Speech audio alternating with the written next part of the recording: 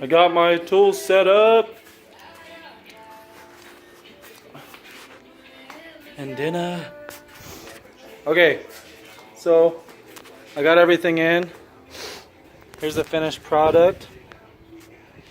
All clean like. All these went back on pretty nicely, but my condenser went in nice. My AC went in nice, compressor. I took it to go have it evaporated and charged, and they said the whole reason that my compressor probably went out is because my expansion valve right there. I think I got mine. O'Reilly's, I think, had it in stock for like 29 bucks, and it came with the O-rings.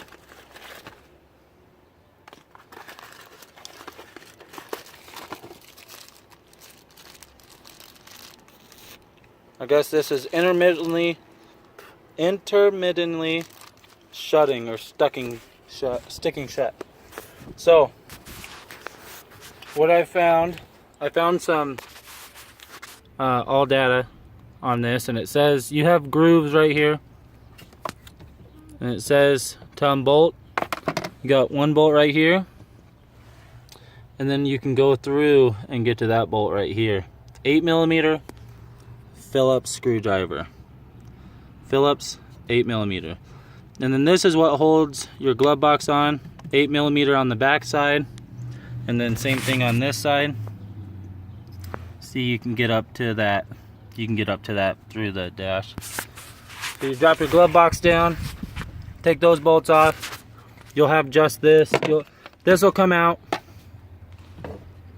Your bracket. This will come out. Kind of like a stabilizer for the glove box. And then you have your plastic piece right here. All data says just cut it out. I cut mine out with wire cutters. I'm gonna clean it up with a knife, but it's not like you're gonna see it anyways. Then you'll pop. You got two Phillips screws right here. This is on the bottom of the blower motor. You'll unplug the blower motor. This is clipped on to a stud that you'll see, and then you'll unplug this from the duct. And then there's another one right here that plugs in up here. If you get that all the way, you don't have to completely undo it, but it'll all move out of the way. This is your duct. So there's your evaporation valve. And notice that valve, well, obviously like anything, pay attention how you take it apart so you can put it back together the same way. But your valve will go up. It'll go up. This guy right here. So we're there.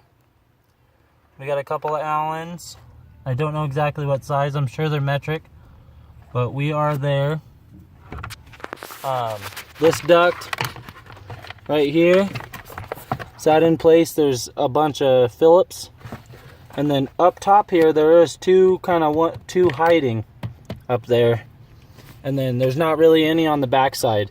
You have one right here and one right here, and then you got two up there and a few right here, and then a couple back here. So they're all pretty easy to get to, and then that's how you get to that. Before this, you got your whole blower motor. There is a secret screw right here, because you know every car dealer likes to deal with that shit. Excuse my language. So here's your whole blower motor. It actually comes out pretty easy, but this screw, you'll look at it from the bottom and you'll have to get it from right here. If you get all your screws out, which they're pretty common sense, there's one nut, you got a self tapper somewhere right here, and then you got two below that connect down. Oops, got my phone. That connect right here, and then one screws into there.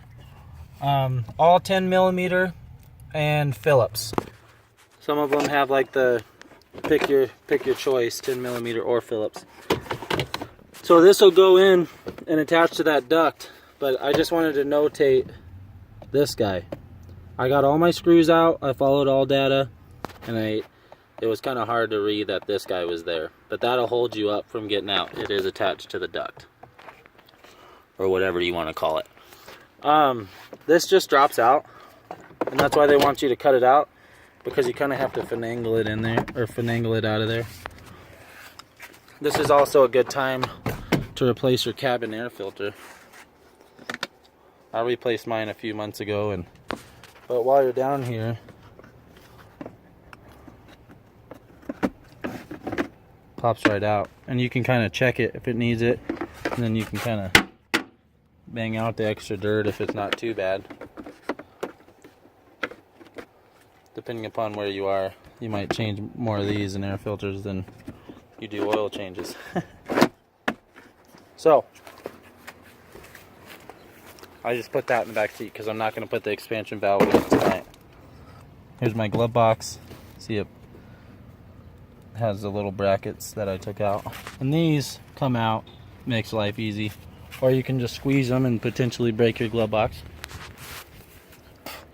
But there's your expansion valve. Oh, I was like, where is it? There's your expansion valve. Again, just 2 Allen wrenches. I'm sure you have Allen wrenches to figure out the size. I haven't figured out the exact size yet. Again, use lube on your new O-rings. Use that tag 46 or whatever you got to do your compressor.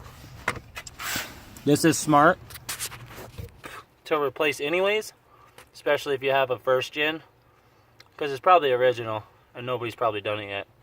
And I doubt you want to deal with compressor crap and pay somebody to recharge it again. That's about it. I'm done for the night. We're gonna close the hood and get out of here. I'll be posting up a video about replacing. I don't feel like dealing with the hub and the bearing and all that crap, trying to replace the bearing. I found a bearing, I found a knuckle online with a new bearing and hub in it for the same price as the bearing and hub, so I'm just going to replace that whole thing. So I'll video that, and we'll have that for you guys. I'm also going to be replacing a strut mount, or strut bearing, or whatever you want to call it. And then you'll have a look at the 2-inch spacer I have up there too. These are 265s on here, and then I have some 275 5520s that I'll be putting on here shortly. So if you have any questions or comments, be sure to give at me, and let me know if you want any more videos. See you later.